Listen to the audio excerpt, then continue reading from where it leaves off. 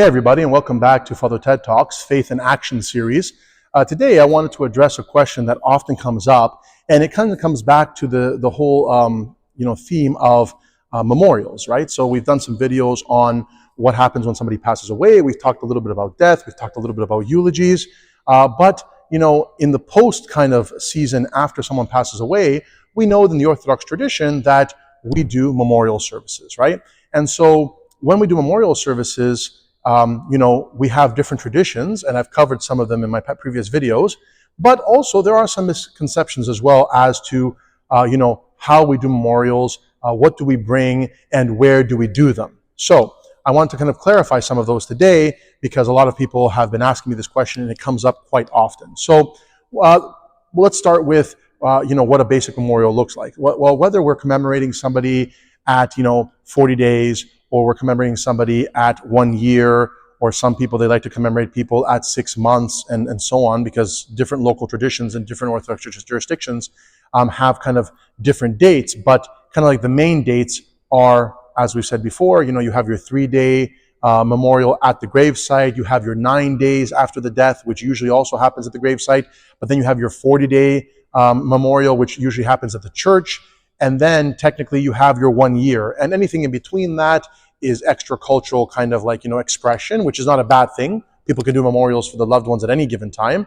But those are kind of like the standard ones, the 3, the 9, the 40, and the year.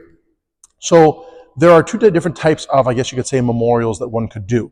There is the memorial that happens, and we say mnemosyno. Mnemosyno is like a full memorial service that is happening at the church, usually at the end of a divine liturgy. And then there is the Trisagion prayer, which is kind of like a smaller, a little bit shorter memorial prayer that happens at the gravesite. And these two things are often interchangeable in the sense that one can either do the memorial at the church or they can do it at the gravesite with a priest. One is not, I guess you could say, necessarily better than the other, although we do believe as Orthodox Christians that memorials are more powerful when they happen at the church. Why? Because the whole congregation is there, and so there's a lot more prayer happening, right? Communal prayer is always more powerful than single prayer, a prayer that is alone. And so, when we all get together as a community and we pray for our loved ones who have passed away, it is much more powerful. But we can either do memorials at the church or at the gravesite. When we go to the church, what is usually the protocol? We bring koliva. Koliva is boiled wheat, right? In a bowl or in a tray. And usually at memorials, months or years later, we mix that boiled wheat with sweet things, icing sugar, pomegranate, nuts, raisins, different things that kind of accentuate and they emphasize the joy of salvation, right, and the joy of life. And so we mix those koliva with those sweet things, and we usually offer the koliva in little cups to other people after the memorial service in memory of the person who has passed away, and people eat those koliva as a way of honoring the memory of the person who's passed away, and also as a way of remembering the fact that that person is closer to God, and that we also look forward to our own transition into the eternal life. And so we bring koliva to the church. When we also go to the church, it is also customary to bring an offering. And what is that offering? Usually the offering is oil and wine.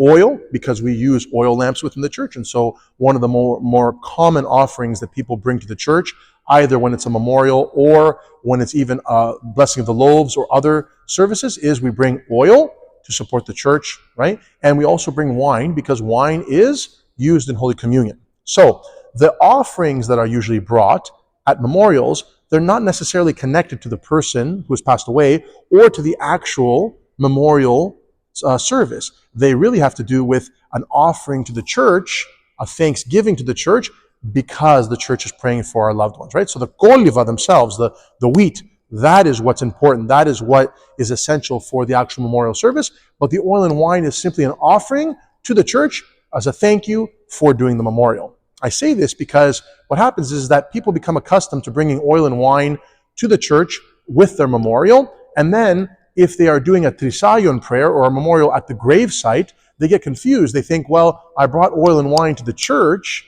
I also need to bring oil and wine to the gravesite. And so a lot of people, especially here in North America, they have now become accustomed to when they go to the gravesite, they bring some koliva, which there's nothing wrong with that because the koliva are always associated with the dead and with the resurrection. But they also bring oil and wine, and they are asking the priest to pour oil and wine on the gravesite, like on the grass in front of the tombstone. And some priests are doing it, I guess, not wanting to, offend the people because they've gone through the trouble of bringing it there. But hardly anybody is educating the people and saying, well, there is no reason to do this because it's not part of the service. There's nothing in the prayer or in the typicon of the prayer at the gravesite that says the priest should pour oil and wine onto the gravesite. The oil and wine, the only time oil and wine is used is at the funeral service when we anoint the body after we cover them with the burial shroud with the savano. That only happens once at the funeral before the casket is closed for the last time. After that, all subsequent memorials do not require oil and wine at the gravesite. And so that's a clarification because a lot of people think they have to bring oil and wine to the gravesite. When you go to the church and you do a memorial, you bring oil and wine as an offering to the church because the church uses them and the church has need of those things, right? But even if you don't bring those offerings, as long as you bring the koliva, the wheat, the boiled wheat, then the memorial can be done. And when we go to a gravesite, we can bring some koliva to the gravesite as well, but we don't need to bring oil and wine to the actual gravesite. We can bring incense to the gravesite. We use incense to pray all the time, but that's pretty much it. One more thing that people get confused is also the bread, the prosphoro. The prosphoro is the offering bread that we bake at home as an offering to help in the use in the consecration of Holy Communion, right? The prosphoro, we've had a video on this before, which has a stamp on it, and it is used to commemorate our living and our dead in the proskomidi service, in the service of the offering, where the priest takes bits of everybody's prosphoro and it goes into communion, which becomes the body and blood of Christ. So the prosphoro is often brought at a funeral, for example, not to be eaten, but so that the person who has passed away can be commemorated in the liturgy, either that day or the next day. And also, when we go to a memorial at the church, some people will bring a prosphoro because there's liturgy happening, and in addition to the koliva, to the wheat that they want read at the end of the liturgy, they also want to bring a prosphoro and write the names of the living and the departed so that they are also commemorated in the divine liturgy in the Holy Communion. And so, of course, it's appropriate to bring a prosphoro to the church when there is a divine liturgy happening if you're doing a memorial. But again, if you're going to the cemetery, to the gravesite, there is no reason to bring a prosphoro unless you're going to give it to the priest so he can take it with him if he has liturgy the next day and you want him to commemorate your loved one in the next liturgy. But at the actual gravesite, the prosphoro, the bread, is not needed to be broken up and sprinkled on the ground or given to people to eat. These things are kind of like not real traditions that have kind of grown out of people's ignorance. People kind of confuse what's going on at the church with what's going on at the gravesite. So again, a quick recap as far as memorials in the church and memorials or trisaya that are happening at the gravesite. When we go to the church or when we go to the gravesite, the most essential thing to bring is the koliva, the boiled wheat.